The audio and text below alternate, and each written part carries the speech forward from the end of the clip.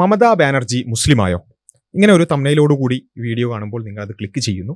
എന്തിനു വേണ്ടിയിട്ടാണ് നിങ്ങൾ ക്ലിക്ക് ചെയ്യുന്നത്? ആ ന്യൂസ് അറിയണം, അല്ലെ? ആ വാർത്ത നിങ്ങൾക്ക് അറിയാൻ വേണ്ടി. അങ്ങനെ വല്ലതും സംഭവിച്ചോ, അല്ലെങ്കിൽ അങ്ങനെ വല്ല റിപ്പോർട്ടുകളും ഉണ്ടോ എന്നറിയാനായിരിക്കും നിങ്ങൾ ക്ലിക്ക് ചെയ്യുന്നുണ്ടാവുക. സ്വാഭാവികമായിട്ടും അങ്ങനെയാണ് നിങ്ങൾ ഈ വീഡിയോയിലടക്കം എത്തിപ്പെട്ടുണ്ടാവുക. അത്തരമൊരു വീഡിയോ ആണ് നമ്മൾ ഇന്ന് പരിശോധിക്കാൻ പോകുന്നത്. ഇത് നമ്മൾ പരിശോധിക്കാൻ കാരണം കഴിഞ്ഞ കുറച്ച് മാസങ്ങളായിട്ട് പ്രത്യേകിച്ചും കേരളത്തിലുള്ള മലയാളത്തിലുള്ള ഒരു 20 അല്ലെങ്കിൽ 30 യൂട്യൂബ് ചാനലുകൾ ഇത്തരം രീതിയിൽ കടന്നു വരികയും നിരന്തരമായിക്കൊണ്ട് ഒരു ദിവസവും തന്നെ 10, 20, 30 ഇത്തരത്തിലുള്ള വീഡിയോസ് ന്യൂസ് എന്ന രൂപത്തിൽ പോസ്റ്റ് ചെയ്യുകയും ചെയ്യുന്നുണ്ട്. പ്രത്യേകിച്ചും അതിൻ്റെ കണ്ടന്റ് എന്ന് പറയുന്നത് ഈ രൂപത്തിൽ എന്തെങ്കിലുമൊക്കെ ന്യൂസ് ആണെന്ന് തോന്നിപ്പിക്കുന്ന രൂപത്തിലുള്ള കാര്യങ്ങളായിരിക്കും. പക്ഷേ അതിൽ വാർത്താ ചാനലുകൾ എന്നുള്ളതിനപ്പുറത്ത് കൃത്യമായ സമൂഹത്തിൽ വിഭജനവും വിഭാഗീയതയും ഉണ്ടാക്കാൻ ലക്ഷ്യം വെച്ചുകൊണ്ടുള്ള നിരന്തരമായ പ്രചാരണങ്ങളാണ് ഇത്തരം യൂട്യൂബ് ചാനലുകളിൽ നമുക്ക് കാണാൻ സാധിക്കുക. ഓക്കെ, അപ്പോൾ നമുക്ക് ഇന്ന് പരിശോധിക്കാനുള്ളത് ഇതേ പേരിൽ മമതാ ബാനർജി മുസ്ലിമായോ എന്ന പേരിൽ ഒരു വീഡിയോ. ആ വീഡിയോ നമ്മൾ ക്ലിക്ക് ചെയ്യാണ്, നമ്മൾ ആ വീഡിയോ കാണുന്നു. അതിൽ അവർ ആ ന്യൂസ് എങ്ങനെയാണ് പറയുന്നത്, അല്ലെങ്കിൽ ആ ന്യൂസിന്റെ അവലംബം എന്താണ് എന്നതൊക്കെ നമ്മൾ പരിശോധിക്കാൻ പോവുകയാണ്. ആ വാർത്തയിലേക്ക് നമുക്ക് പോകാം, അല്ലെങ്കിൽ ആ ഒരു വീഡിയോയിലേക്ക് പോകാം. ഇവരുടെ പെരുമാറ്റവും ഇവരുടെ വർത്തമാനം എല്ലാം ഒരു ഇസ്ലാമിക് മതമൗലികവാദിയുടെ ശൈലിയിലുള്ള സംഭാഷണമാണ് നമ്മൾ കാണുന്നത്. ഉദാഹരണത്തിന് അവർ കഴിഞ്ഞ തവണ പറഞ്ഞ് BJPക്ക് വോട്ട് ചെയ്താൽ നിങ്ങളെ അള്ളാഹ് ശപിക്കും, കാഫറുകളാണ് BJPക്ക് വോട്ട് ചെയ്യരുത് എന്നൊക്കെ ഇവർ പറഞ്ഞു. അപ്പോൾ എന്താണ് മമതാ ബാനർജിയുടെ പെരുമാറ്റവും രൂപവും സംസാരമൊക്കെ ഒരു മതമൗലികവാദിയുടേതുപോലെയാണ്. അതൊക്കെ അങ്ങനെ പറയാണ്. അപ്പം നമുക്ക് വീണ്ടും കിട്ടേണ്ട എന്താ? ഇനി മുസ്ലിം ആയോ ഇല്ലേ, അല്ലേ? അതാണ് നമുക്ക് അറിയേണ്ടത്. നിങ്ങാനും മുസ്ലിം ആയോ, കലിമൊക്കെ ചൊല്ലി തട്ടൊക്കെ ഇട്ട് ഇനി നിസ്കരിക്കാൻ അങ്ങനെ പോവോ എന്നുള്ളതൊക്കെ അറിയാൻ വേണ്ടിയിട്ടാണ് നമ്മളിങ്ങനെ കാത്തിക്കുന്നത്. ഏതൊരു മനുഷ്യനും മുസ്ലിം ആവുക, ഹിന്ദു ആവുക, ഏത് മതമാണെങ്കിലും സ്വീകരിക്കാനും അത് ഒഴിവാക്കാനും ഒക്കെ ഉള്ള സ്വാതന്ത്ര്യം ഇന്ത്യൻ ഭരണഘടനയിലുണ്ട്. അതൊന്നും ഒരു വിഷയമല്ല. പക്ഷെ എന്ത് ചെയ്യാണ്, അങ്ങനെയൊക്കെ എന്തെങ്കിലുമൊക്കെ സ്ഥാപിച്ച് ഒരു വിഭാഗീയതയും വിഭജനവും ഉണ്ടാക്കാനുള്ള ശ്രമമാണ്. അപ്പം എനിവേ ഇങ്ങനെ മമതയുടെ രൂപവും ഭാവമൊക്കെ അങ്ങനെയാണെന്നുള്ളതാണ് ഒരു കണ്ടെത്തൽ. ഓക്കെ, നമുക്കിനി മുസ്ലിമായോ ഇല്ലേ എന്നുള്ളതിന്റെ ആധികാരികമായ സോഴ്സുകൾ ഇനി വല്ലതും ഉണ്ടോന്ന് അറിയില്ല. അടുത്ത സംസാരങ്ങളുടെ തുടർച്ചയിലേക്ക് പോകും. പറഞ്ഞു സാർ, അതിന്റെ ഒരു ആർട്ടിക്കിളിന്റെ കുറച്ച് ഭാഗം, ഒരു ലേഖനത്തിന്റെ കുറച്ച് ഭാഗം ഞാൻ വായിക്കാം. മമതാ ബാനർജി ഒരു പ്രാക്ടീസിങ് തക്കിയ മുസ്ലിമാണ്. അതുകൊണ്ടാണ് മുസ്ലിം ആയിരിക്കും അവർ ക്ഷേത്രത്തിൽ ചെന്ന് മണിയടിച്ചത്. ആ മണിയടിയിലും ആരതിയിലും മമതയെ തിരിച്ചറിയിക്കുന്നവർക്ക് കൃത്യമായി അറിയാം അവർ തക്കിയ അനുഷ്ഠിക്കുകയാണ് എന്ന്. മമത മന്ത്രിസഭയിലെ ബംഗ്ലാദേശ് ബന്ധമുള്ള ഒരു മുസ്ലിം മന്ത്രിയാണ് മമതാ ബാനർജിക്ക് ഏകദേശം 8 വർഷം മുമ്പ് കലിമ ചൊല്ലിച്ച് ഷഹാദത്ത് നൽകിയത്. മദ്രസകൾക്ക് പ്രത്യേക പരിഗണന നൽകി കോടിക്കണക്കിന് രൂപ ഫണ്ട് നൽകിയതും മുല്ലാക്കന്മാർക്ക് ആനുകൂല്യങ്ങൾ നൽകിയതും CAA എതിർത്തതും നുഴഞ്ഞുകയറ്റക്കാരായ മുസ്ലിങ്ങൾക്ക് ആധാർ കാർഡും റേഷൻ കാർഡും വോട്ടർ ID നൽകിയതും വെറുതെയല്ല.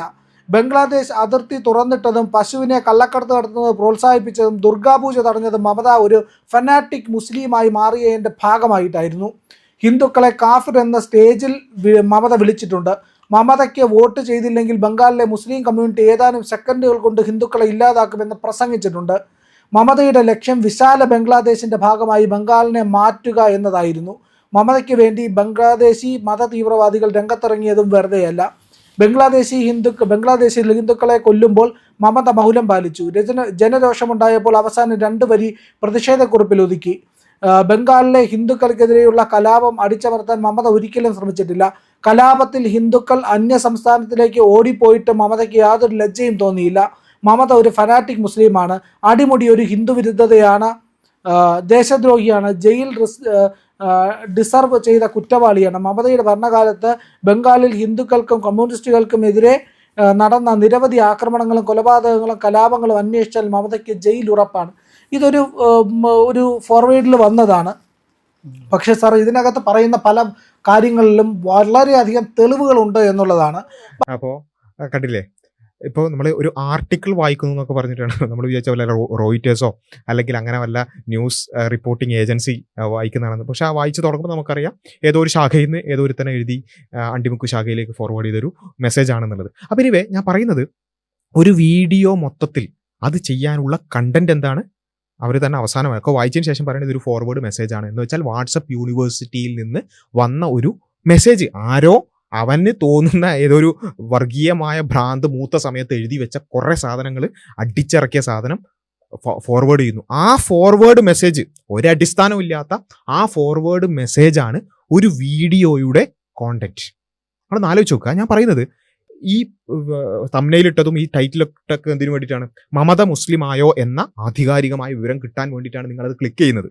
പക്ഷെ ക്ലിക്ക് ചെയ്താൽ നിങ്ങൾ കേൾക്കാൻ പോകുന്നത് എന്താണ്? ഇത് വെച്ചിട്ട് പിന്നെ എന്ത് ചെയ്യാണ്? ഇവരുടെ ഈ സംഘപരിവാർ ഹാൻഡിലുകളിൽ നിന്ന് വരുന്ന ശാഖകളിൽ നിന്ന് പ്രൊഡ്യൂസ് ചെയ്യപ്പെടുന്ന വെറുപ്പുകൾ മുഴുവൻ ഈ പറഞ്ഞ രൂപത്തിൽ പല ആരോപണങ്ങളും കള്ളങ്ങളും അർദ്ധസത്യങ്ങളും എല്ലാം ചേർത്തുകൊണ്ടുള്ള മിശ്രിതമായിട്ടുള്ള ഇത്തരം കാര്യങ്ങൾ എന്ത് ചെയ്യാണ്? പിന്നെ ഇതിന് തുടർച്ചയായിട്ട് മമത അങ്ങനെയാണ്, മമത ഈ രൂപത്തിലാണ്, അവിടെ ഹിന്ദുക്കൾ അങ്ങനെ ചെയ്തിട്ടുണ്ട്, മുസ്ലിങ്ങൾ അവരെ കൊല്ലാൻ നടക്കുകയായിരുന്നു, തല്ലാൻ നടക്കുകയായിരുന്നു, ഇങ്ങനെയുള്ള ഇവരുടെ അജണ്ടകൾ ഇവർക്ക് പറയണം, ഇവരുടെ വെറുപ്പിന്റെ അജണ്ട പറയണം. അത് പറയാൻ ന്യൂസ് എന്ന പേരിൽ ഇങ്ങനെയുള്ള ഓരോന്ന് പടച്ചു വിടുക എന്നുള്ളതാണ് ചെയ്യുന്നത്. അപ്പോൾ ഞാൻ പറഞ്ഞത് ഇതൊരു ഉദാഹരണമായി എടുത്തതാണ്, ഇതൊരു സ്പെസിമെനാണ്. നമുക്ക് ഇത്തരം വീഡിയോകൾ കാണുമ്പോൾ ഇത്തരം ചാനലുകൾ നിങ്ങൾ പ്രത്യേകം ശ്രദ്ധിക്കേണ്ടതുണ്ട്. അതിൽ ഇങ്ങനെയുള്ള ഇവരുടെ സോഴ്സ് എന്താണെന്നുള്ളത് അതിൻ്റെ ഒരു ഉദാഹരണമാണ്. ഇങ്ങനെയുള്ള 100,000 വീഡിയോസാണ് ഓരോ ദിവസവും പുറത്തിറങ്ങുന്നത്. ഇങ്ങനെയുള്ള ഏതെങ്കിലും ആൾക്കാർ വാട്സപ്പ് ഫോർവേഡ് ചെയ്തത് വെച്ചിട്ട് അതൊരു ടൈറ്റിലാക്കും. പിന്നെ ഇവർക്ക് പറയാനുള്ളത് എന്താണ്? ശാഖയിൽ പറയുന്ന സ്ഥിരം വെറുപ്പ് തന്നെയാണ് ഇവർക്ക് പറയാനുള്ളത്. പക്ഷെ അത് പറയാൻ ന്യൂസ് എന്ന പേരിൽ ഇങ്ങനെയുള്ള ഓരോന്ന് പടച്ചുവിടുന്ന ഒരുപാട് ചാനലുകൾ പ്രത്യേകിച്ചും മലയാളത്തിലുണ്ട്. അതുകൊണ്ട് നമ്മൾ ചെയ്യേണ്ടത്, ഇതൊക്കെ കേൾക്കുമ്പോൾ എന്താ വെച്ചാൽ നമ്മൾ ഒരു പക്ഷേ ക്ലിക്ക് ചെയ്യുന്നത് ന്യൂസ് അറിയാൻ വേണ്ടിയിട്ടാണെന്നുണ്ടെങ്കിലും ഇവർ സംസാരിച്ച് തുടങ്ങിയാൽ പിന്നെ ഇവരുടെ അജണ്ടക്ക് അനുസരിച്ചുള്ള സംസാരം കേട്ട് നമ്മൾ അവിടെ ഇരിക്കും, അല്ലേ? അപ്പോൾ സ്വാഭാവികമായിട്ട് നമ്മുടെ മനസ്സിലേക്ക് ഈ വെറുപ്പും വിദ്വേഷവും ആ മാലിന്യം നമ്മുടെ മനസ്സിലേക്ക് ഇങ്ങനെ നമ്മളറിയാതെ അടിഞ്ഞുകൂടുന്ന ഒരു അവസ്ഥയാണ് ഉണ്ടാവുക. അതുകൊണ്ട് ഓരോരുത്തരും ഇത് കേൾക്കുന്ന ആരാണെന്നുണ്ടെങ്കിലും നമുക്ക് ആധികാരികമായി ന്യൂസ് അറിയാനുള്ള ഒരുപാട് വഴികളുണ്ടല്ലോ, അല്ലേ? വളരെ ആധികാരികമായ അത്തരം ന്യൂസ് പോർട്ടലുകളുണ്ട്, ന്യൂസ് ചാനലുകൾ, ഇപ്പോൾ പലതരത്തിലുള്ള അജണ്ടകളോട് കൂടി പ്രവർത്തിക്കുന്ന ന്യൂസ് ചാനലുകൾ വരെ ഉണ്ട്.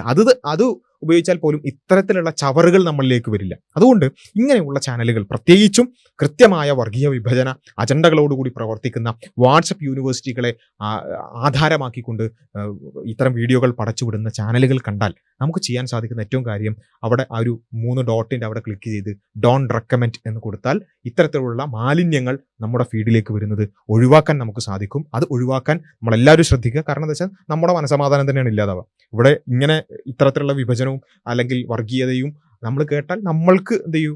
കൃത്യമായി നല്ലൊരു സമാധാനത്തോടുകൂടി ഉറങ്ങാൻ പറ്റാത്തൊരവസ്ഥ ഉണ്ടാവും എന്നുള്ളത് മാത്രമേ ഉള്ളൂ. ബാക്കിയുള്ള എല്ലാവരും സന്തോഷത്തോടു കൂടി ജീവിക്കും, അതിനൊന്നും ഒരു പ്രശ്നവും വരില്ല. അപ്പോൾ എനിവേ ഇങ്ങനെയുള്ള കാര്യങ്ങൾ എന്ത് ചെയ്യുക? ശ്രദ്ധിക്കുക. അത്തരം മാലിന്യങ്ങൾ കൺസ്യൂം ചെയ്യാതിരിക്കാൻ പ്രത്യേകം നമ്മൾ ഓരോരുത്തരും വളരെ ജാഗ്രത പുലർത്തേണ്ടതുണ്ട്. എന്താണ് ആധികാരികമായ സോഴ്സ് എന്നുള്ളതും ഇങ്ങനെയുള്ള ചവറുകൾ എന്താണെന്നുള്ളതും വേർതിരിച്ച് മനസ്സിലാക്കാൻ പ്രത്യേകിച്ചും ഈ ഡിജിറ്റൽ കാലഘട്ടത്തിൽ നമുക്ക് സാധിക്കേണ്ടതുണ്ട്. ആ രൂപത്തിൽ ഡിജിറ്റൽ സാക്ഷരതയോടുകൂടി ജീവിക്കാനും മുന്നോട്ട് പോകാനും നമുക്ക് സാധിക്കട്ടെ എന്ന് ആശംസിക്കാം.